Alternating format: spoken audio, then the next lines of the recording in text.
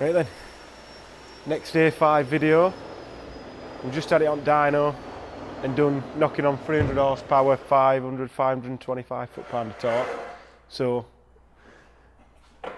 shortly that turbo will be replaced with this turbo.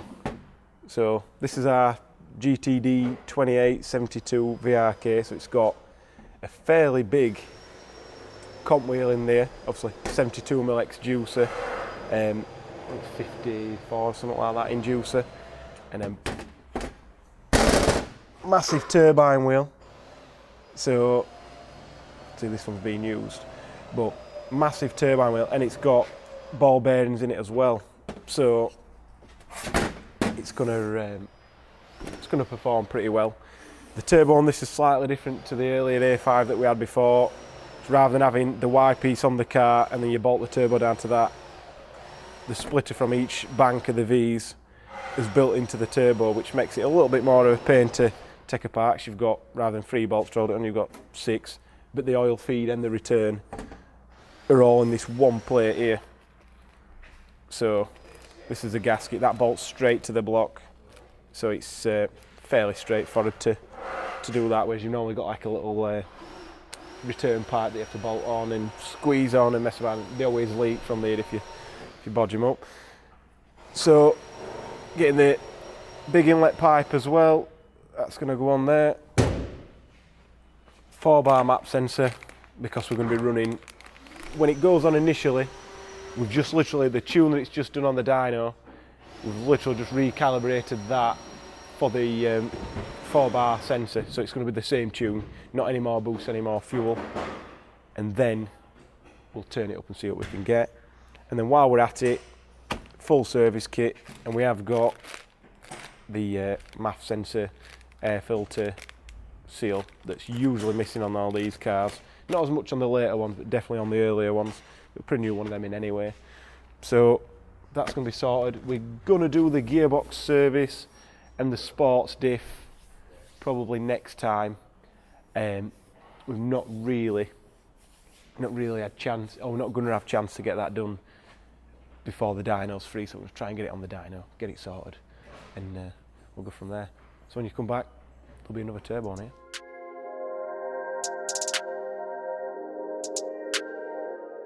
Right then, so we missed a little bit here. I were at Auto Sport the other day and some stuff got done on this car while I were there, which is not help matters. But basically, we had the same tune that we had on before when it did, I think it did 301 horsepower. We pushed a bit hard, so we went back to another tune that did 298, which we're a bit happier we are that one. Because the first time it were on the dyno, we'd not got the gearbox tuned either. So we put it on the dyno with that tune on, with the gearbox back to standard, and ran it. As you can see with graph I'll put up, we've got another 20 odd horsepower everywhere and 30 odd foot-pound of torque everywhere. Low end, a little bit, the start speed were probably a bit too low, but it were exactly the same as before, so it looks a bit laggier than it is. So we've lost a bit at bottom end, but everywhere else we've gained just bolting the GTD2872 Turbo on, which is what we expected, because it were already running a bit rich. You couldn't see really any smoke, but it was running quite rich. But then the idea, well then, get it on the dyno and push it as far as we can push it. So that gave us, where the bloody hell have I put that graph down now? There, I did it.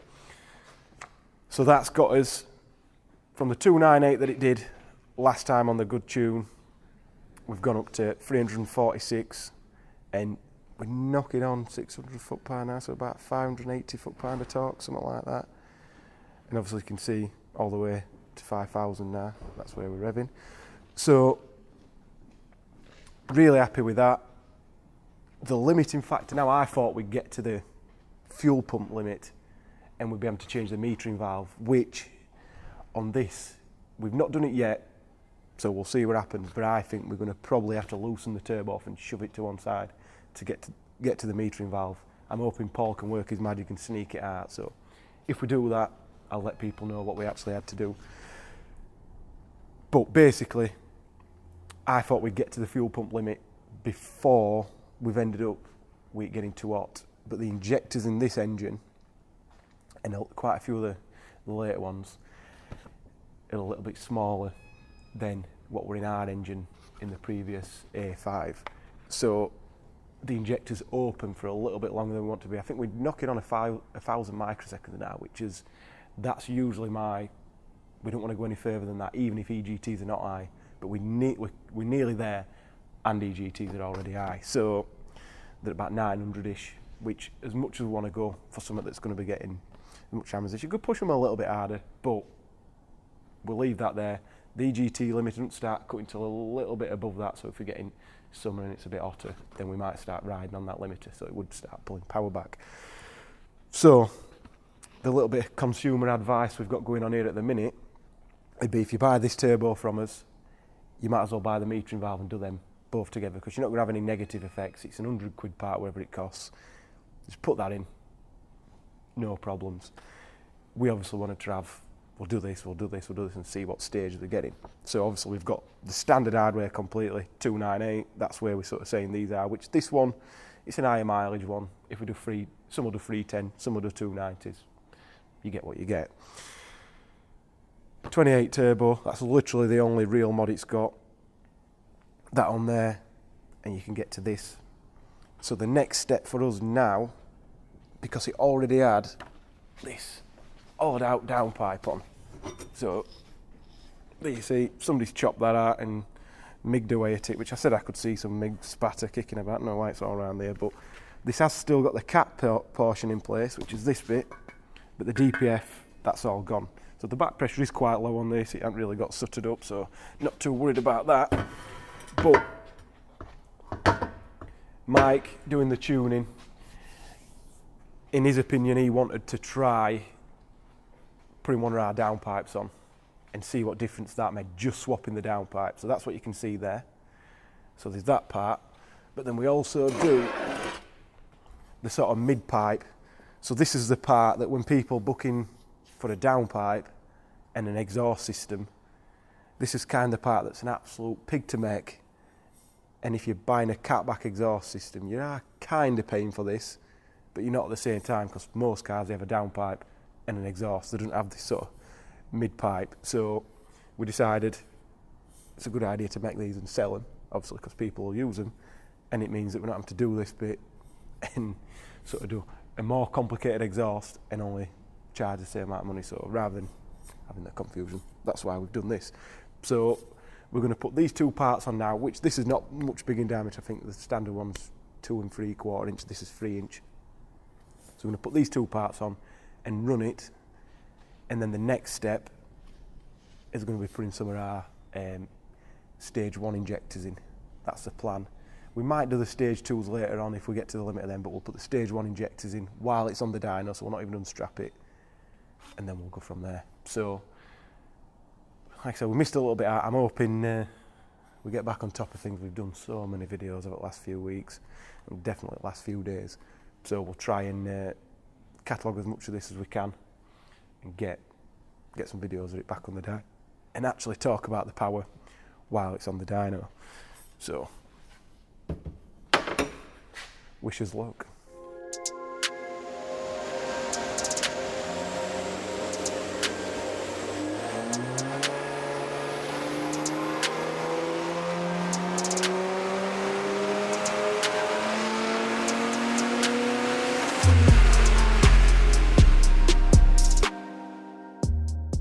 Right then, so we finally got a chance to do the testing that we needed to do on the A5. The downpipe and everything were fitted last time we filmed, but now we've managed to get that on, get it all sorted, and get it on the dyno.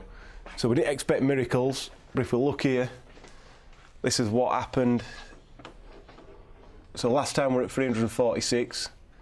Now we're at 348, which 346, well, when we'd run it about 20 times in a row, and that was the best one. 348 is when we run it a few times, and that's the best one again. So there's a slight difference, and the torque, a tiny bit more torque. And if you look at the bottom here as well, there's about half a mile an hour difference between the start speed or something like that. But there's a fair difference lower down. So the only difference in this, on these runs, is literally, instead of having the big canister with a cat still in there that it had on before, like the old Art DPF, it's got the 3-inch pipe now. So that's helped. It looks like it's helped response, but what we should have really done if we'd have known it, we're going to not make as much difference to power and more difference at bottom end, has done a bit more testing. We've done some transient pulls and stuff on dyno, but anyway, it is what it is. Take us word for it, it'll be better.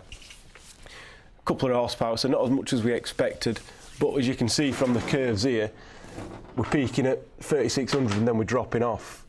This is physically because if we open the injectors anymore, it just makes more heat and doesn't actually make any more power, because these injectors are a fair bit smaller. So that leads us on to what Paul's doing now, and that's firing some stage 1s in it. Oh no, these are the stage 2s actually. We've gone straight for the top shelf with stage 2s. So we're going to get these fired in and see where we get to the limit of the pump, because that's going to be the next job. So I think at this point we're just going to do the injectors. Then if we don't run out of pump quick, we'll do the rail pressure sensor and then the metering valve if the pump runs out then. So depending which way around it happens, depends which way around we end up sorting the next thing out. But first it'll be injectors. You can use stage 1 or stage 2, and then next is going to be the metering valve and the rail sensor. But like we said before, if you're buying this turbo, but you don't want a CP3 or a bigger CP4, buy the metering valve, buy the rail sensor, and then see how you get on, and then decide if you want to do the injectors later on, because they are quite small in this engine. In the earlier one, like in our older A5, they're a little bit bigger than this, so you can get a bit nearer to that magic 400 standard injectors if they're in good condition. But this has done 100,000 miles, so these injectors are going to be on their way out at some point, I'd have thought. But we're getting them fired in anyway. Code them in, flash a tune on that is calibrated, so in theory, if we do nothing to the tune other than drop the duration table in theory it should be quite a good comparison to the old injectors. These are going to be delivering a bit more fuel a bit quicker, so in theory your timing moves, but generally how we do things, just do the duration table, see how it runs, then start playing about with your timing maps and trying to retard the timing a little bit, then increasing your rail pressure and increasing your duration beyond that then. But we'll see how we get on with it, see what it does. It might all completely go to pot, and as soon as we start trying to run it, just going straight into limp mode and the fuel pumps run out of puff already, but we'll see what happens. You can only keep playing.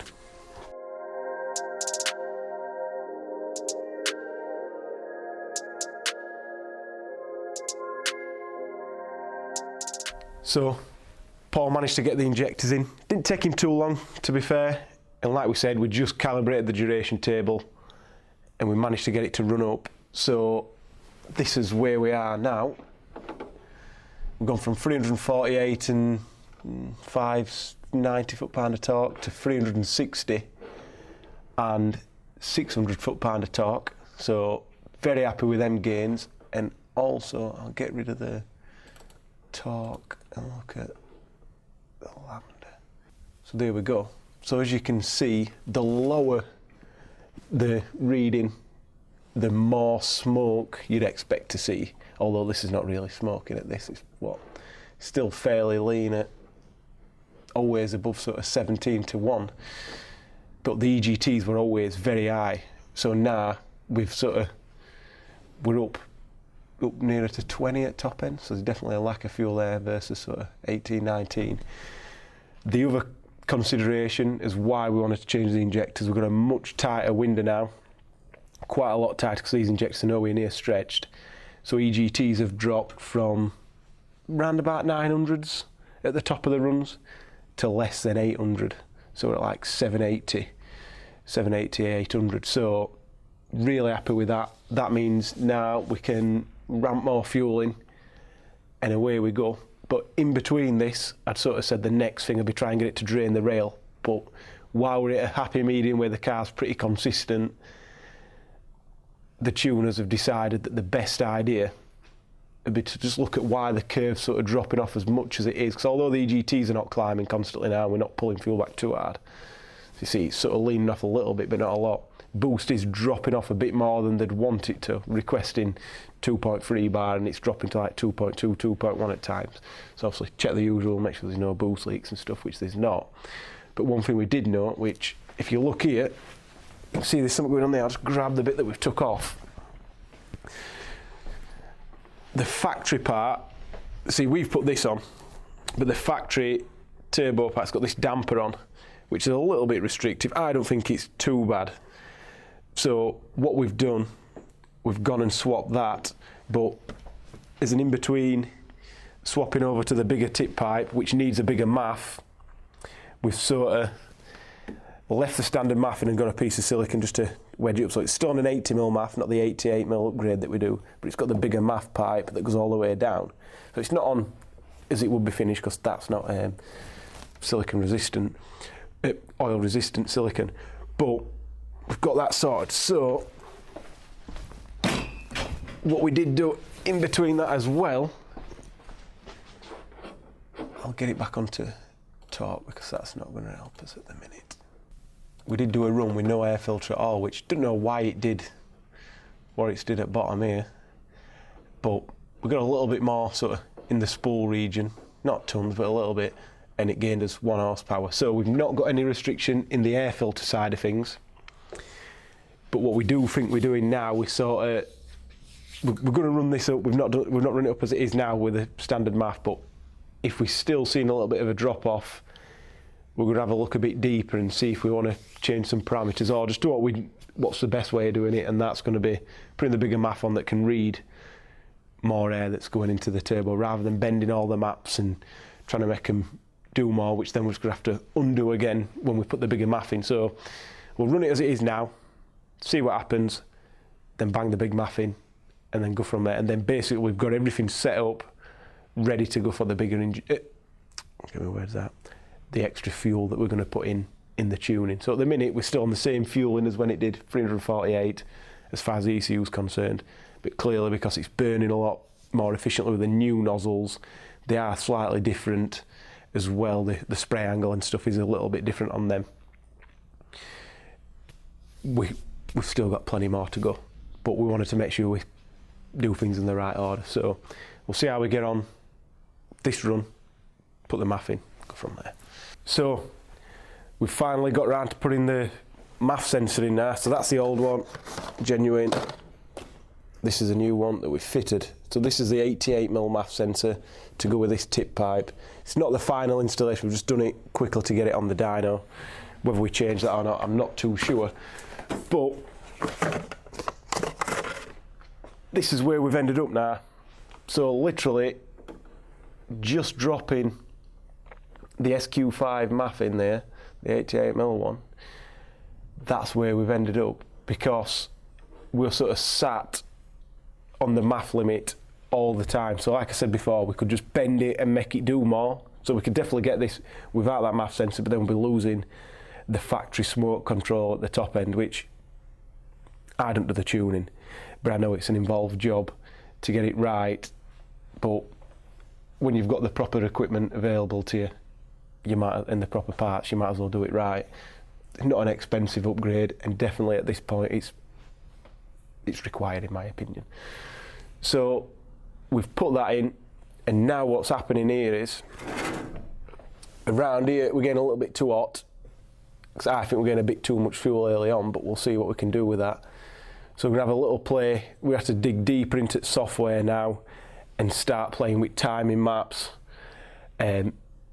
increasing rail pressure some more, and basically just trying to cool it down as much as we can. I think the boost pressure's probably got a little bit in it, but not all. I don't want to run a lot more boost pressure. So we'll just start making air hotter on way in anyway, so we'll not be helping us EGTs and just working turbo harder. But the other thing that we knew we'd get into some problems at some point, we've ended up probably 40 or 50 horsepower more than we had before when we had these similar problems. But you can see here about 4600 RPM-ish. That there is where it's changing gear. So it's in Tiptronic with no upshift now. Basically we've set the upshift to 5800 RPM or whatever. so it can never get there. It'll get to the hard cut at 5 grand before it does, but it's not getting there. It's changing up into I think we're in 5th, and then running it up in 5th and going into 6th. So there's something not right there.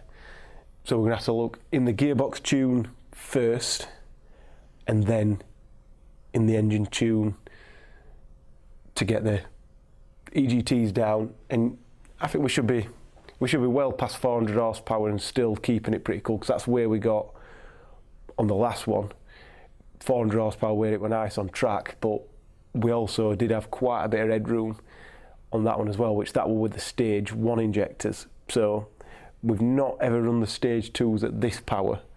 They've always been on cars that have gone a little bit above that, so we're also not at the higher rail pressures that we can run with these injectors. So we've got a lot of stuff we can test, but that's going to mean swapping the rail pressure sensor. But the other surprising thing as well, we're still not at the fuel pump limit, which I thought would be there a long time ago. So we'll keep going. Once we've got the full upgrade path set in stone, because we might end up swapping some stuff back and forth, so it might get a bit confusing on the videos. But at the minute, we're still on stock fuel pump, stage 2 injectors, GTD28 Turbo, still on the stock metering valve, so there'll be a bit more to be had when we get to that limit. Intercooler, stainless pipe. So it's not a massive spec really. It's got a few bits, but it's not a massive spec. But another interesting thing, well, that's silly. I'll hide that one. This that I've just loaded up here, this 240 horsepower graph and 360, 370 foot-pound of torque, that's totally standard. So if you look here, that the torque curve almost it looks like power curve with tunes on now, so you can see how much difference we've made with what 230, 240 foot-pound of torque more and 142 horsepower more. It's absolutely massive difference. So you can see this will drive ridiculously better than it did when it was standard, and all the way down to 1900 RPM we've lost nothing at all compared to standard torque wise. So might have to do a test at some point and start these at 1200 revs, but it's not accurate on the dyno anyway. But I'm pretty sure at no RPM do we lose anything compared to standard. So really happy with that. Massive difference. I think we'll probably finish this video here, because the next step might take a bit of work and a bit of planning to make the video make sense, if you get what I mean. At the minute we've had a nice little path and got to where we've got, but it's made a massive difference. I'm sure we can tip past 400 horsepower and shouldn't take too much work to get there. I'm just busy with a few other jobs at the minute, so I don't want to keep this vlog going on too long. So if people want to see what this does in the next episode, stay tuned in, subscribe. If you want to see anything that we've not covered, drop it in comments and we'll stick it on the list. Thank you.